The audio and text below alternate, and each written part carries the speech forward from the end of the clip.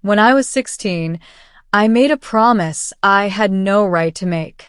Back then, the skies of Earth were quiet, and humanity still believed we were alone. But everything changed on the night a burning silver object streaked across the atmosphere and crashed into the forest behind my family's scrapyard. I grabbed a flashlight, sprinted into the trees, and found something that looked like a metallic flower split in half. Petals of glowing alloy, humming softly. It was a small escape craft. And inside, unconscious and bleeding, was a girl who wasn't human. Skin like faintly luminescent graphite. Eyes like two molten silver rings. She opened them as I leaned over her. "Don't be afraid," she whispered in a voice full of pain and pride.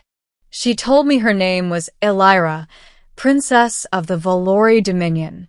A ship malfunction had sent her crashing through a worm rift. I patched her wounds, hid her escape craft in our shed, and spent 8 nights helping her repair the engine core using scrap parts and tools far too primitive for her ship. And somehow we connected. She told me about her stars. I told her about mine. She said humans were fascinating, reckless, emotional, fiercely loyal. I called her the bravest girl I ever met. But on the last night, when her ship was rebuilt, she placed a hand on my cheek and said, "Kale, if destiny ever brings me back, I will repay this debt. I vow it." She flew into the sky at dawn, leaving only scorched grass behind. For years, people dismissed my story as teenage fantasy. An alien princess? Helping rebuild her ship? Absurd. But I held on to one thing. I made a promise too. If she ever returned, I would help her again. No matter what. And then, 10 years later, destiny came crashing down literally. The return of the Star Queen. I was 26, working as a deep space mechanic on orbital station Heliopause. It was a quiet afternoon when the proximity alarm shrieked. A massive cruiser, sleek, silver black, and clearly non-human, dropped out of warp, trailing sparks and debris. Its hull was cracked, glowing from internal fires. Emergency docking clamps engaged, dragging the wounded ship into Bay 4. I ran toward it with my repair crew. The ship was unmistakable. Same alloy, same signature hum, same geometric patterns etched into the hull. Valori design. My heart slammed in my chest. Then the ramp opened.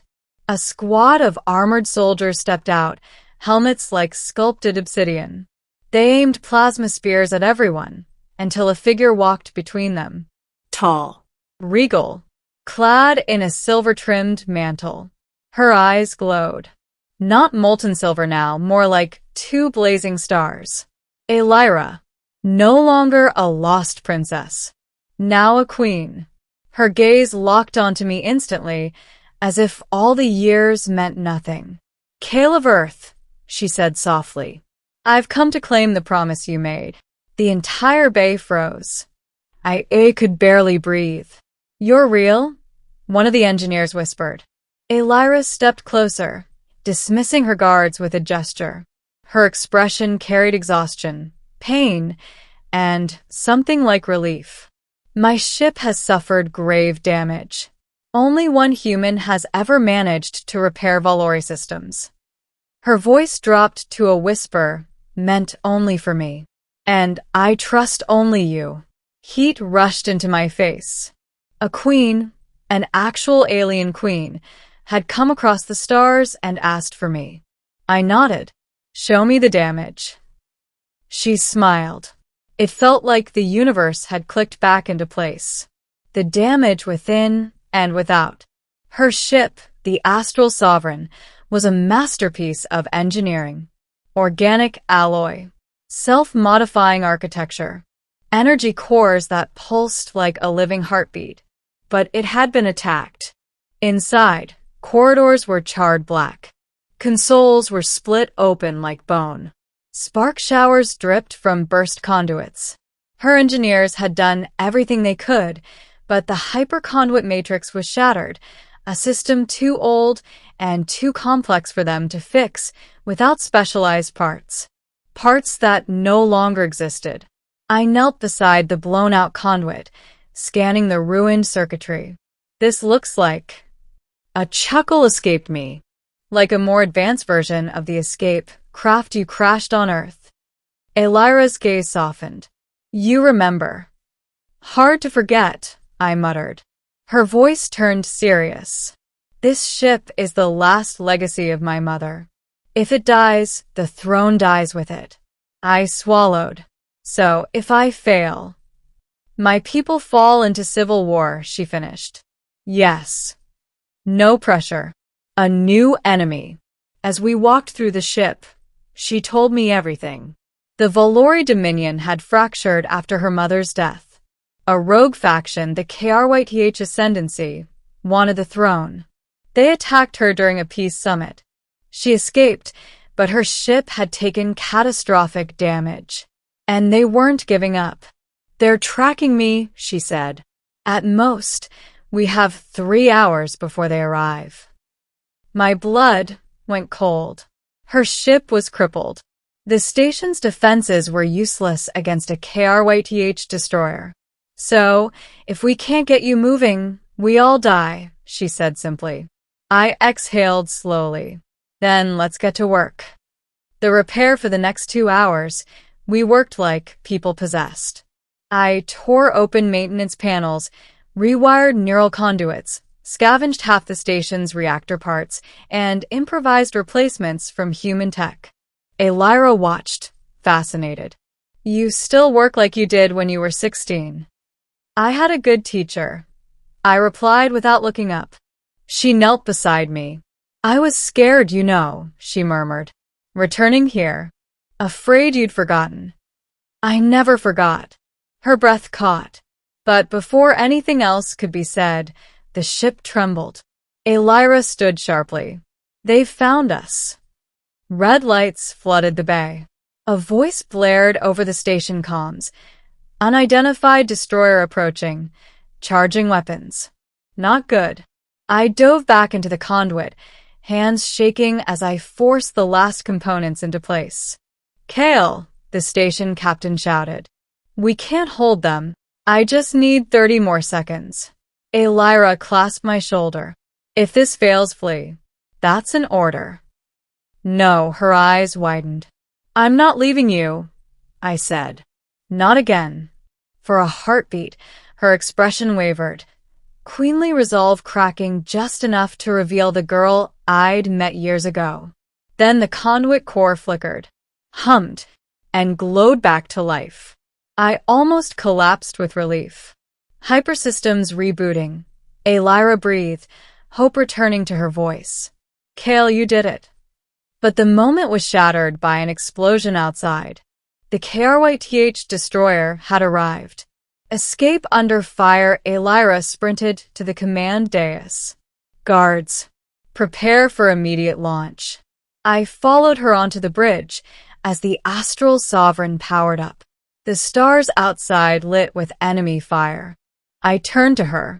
You can make it now. Go. Her jaw tightened. You misunderstand.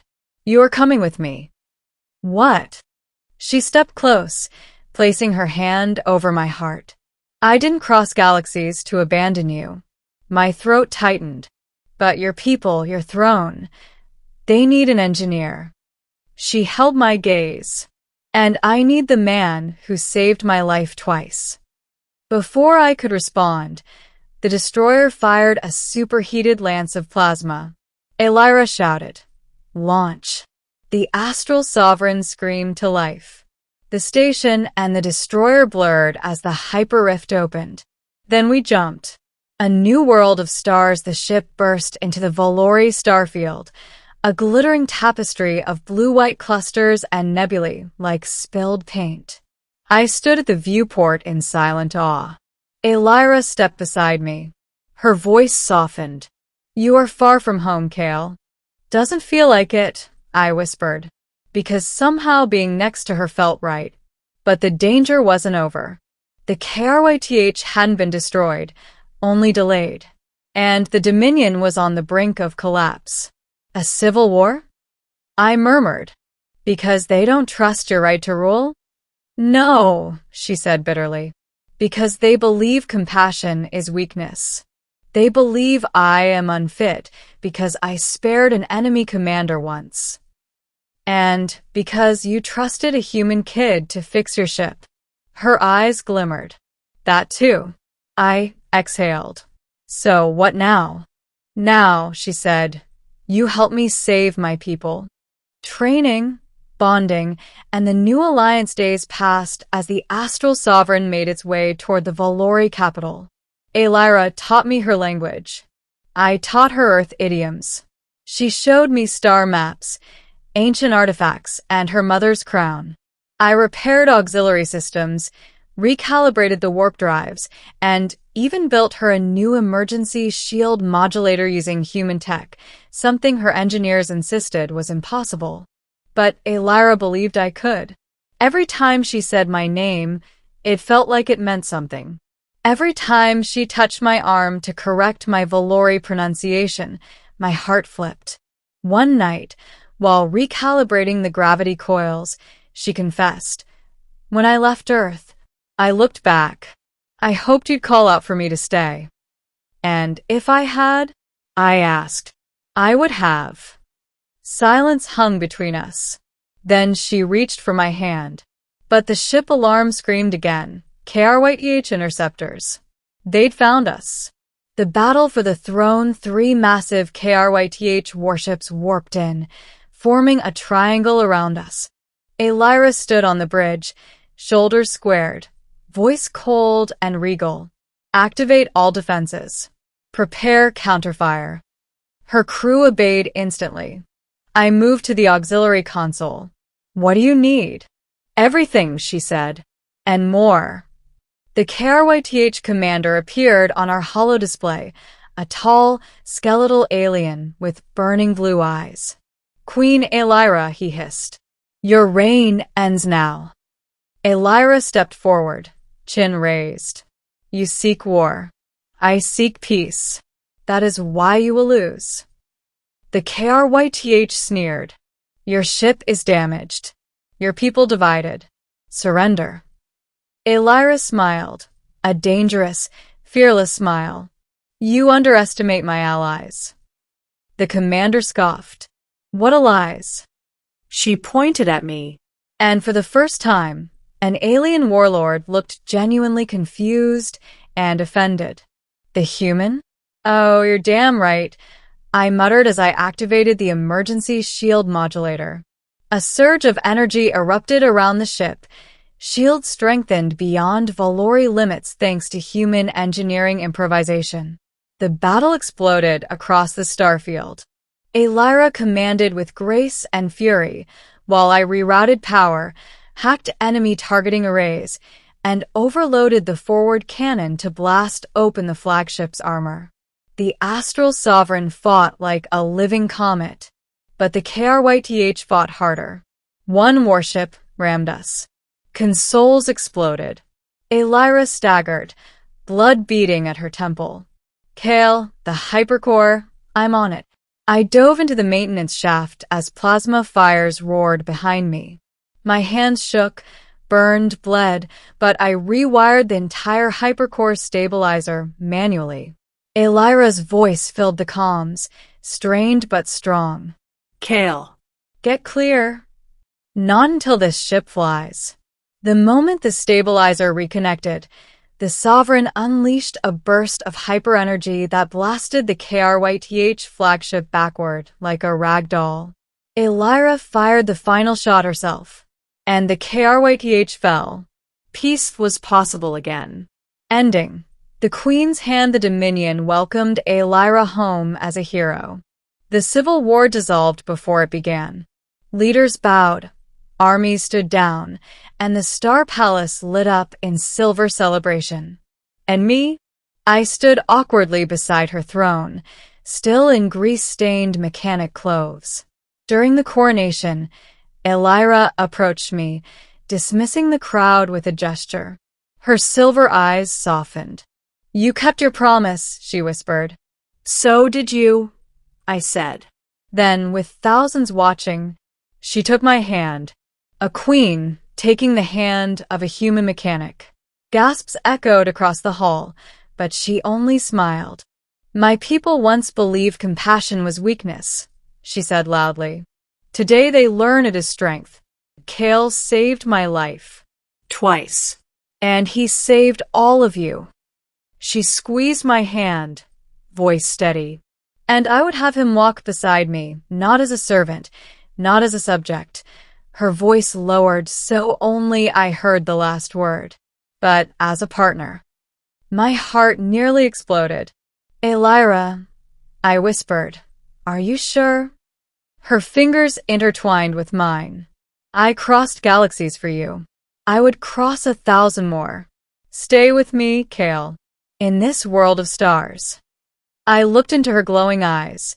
The same girl I helped years ago, now a queen. "I'm not going anywhere," I said. The crowd erupted, and in that moment, hand in hand with an alien queen under a sky of silver suns, I realized something. Fixing her ship had changed my life. But taking her hand? That changed my destiny. The end.